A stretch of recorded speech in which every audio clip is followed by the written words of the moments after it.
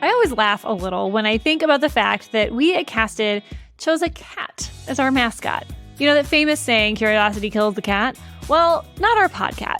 Curiosity is actually the fuel for moving through this B2B podcast maturity curve. It's actually one of our values here at Casted. And stage 3 is where curiosity really becomes the biggest superpower that you possess.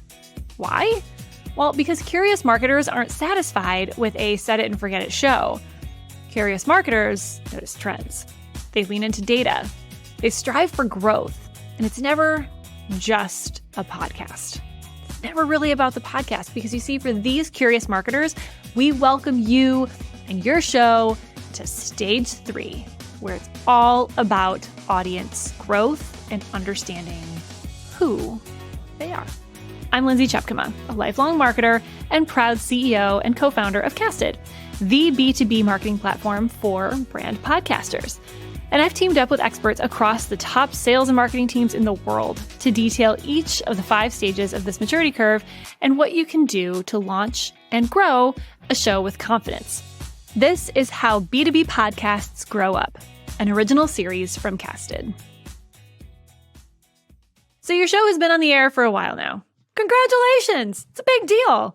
You've got a season or 2 or maybe more under your belt, and your processes, they're starting to really come together and they're all feeling much smoother than they were a few months ago or at the beginning of this whole thing.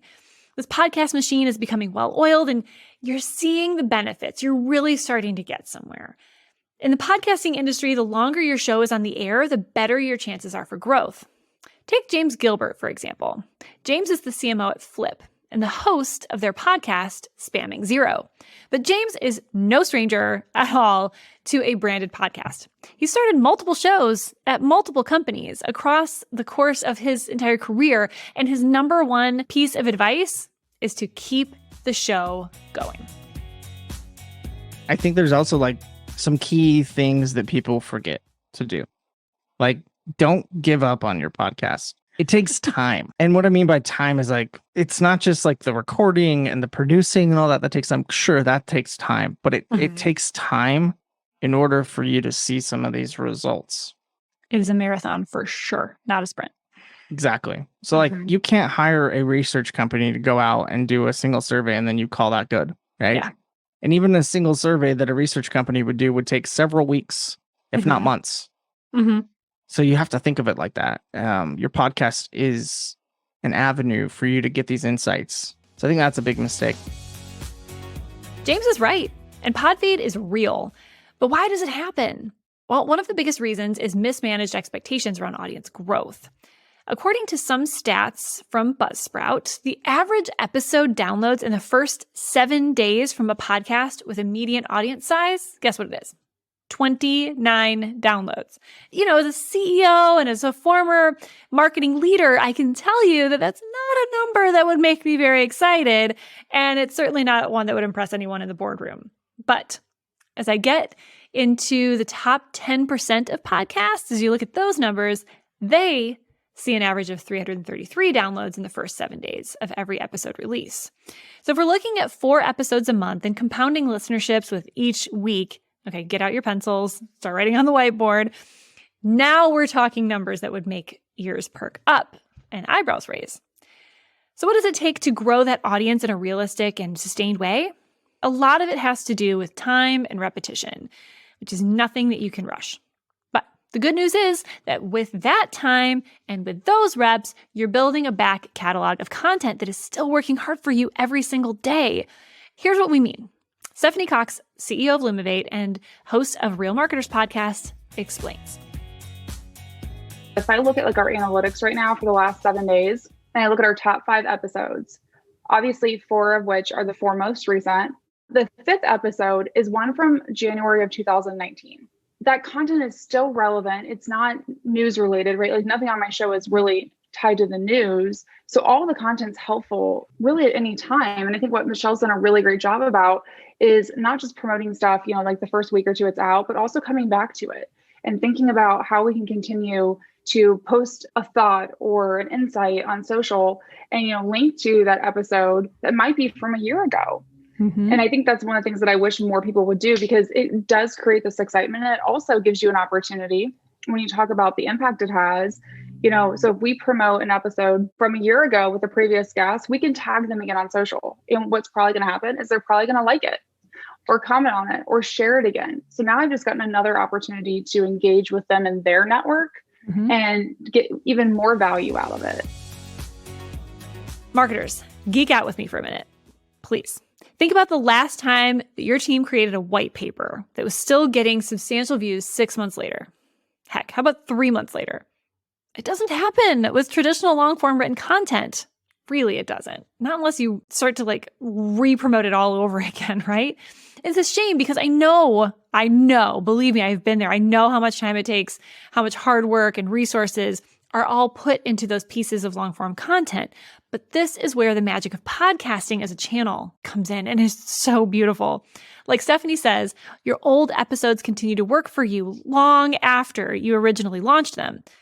It's because they're discoverable on so many feeds and so many different channels, so many different players and platforms. And odds are when someone discovers your show, they'll actually go back and listen to other episodes if they liked that first one enough. It happens all the time. That's hours spent with your brand. Hours. Many, many weeks or months or even years after they were originally created. So talk about working smarter and not harder. Podcasts are where it's at.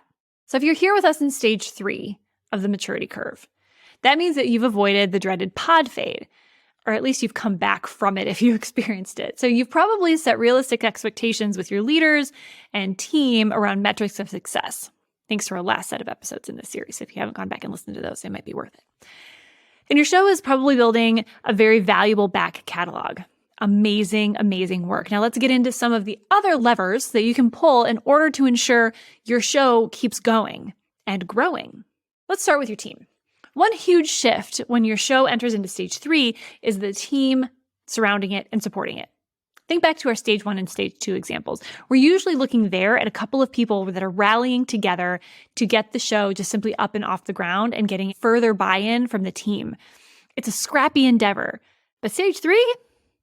It's definitely a shift happening. I remember asking Vern Trimble from Wonderkind to share with me who was involved in his show, Individuality Unleashed.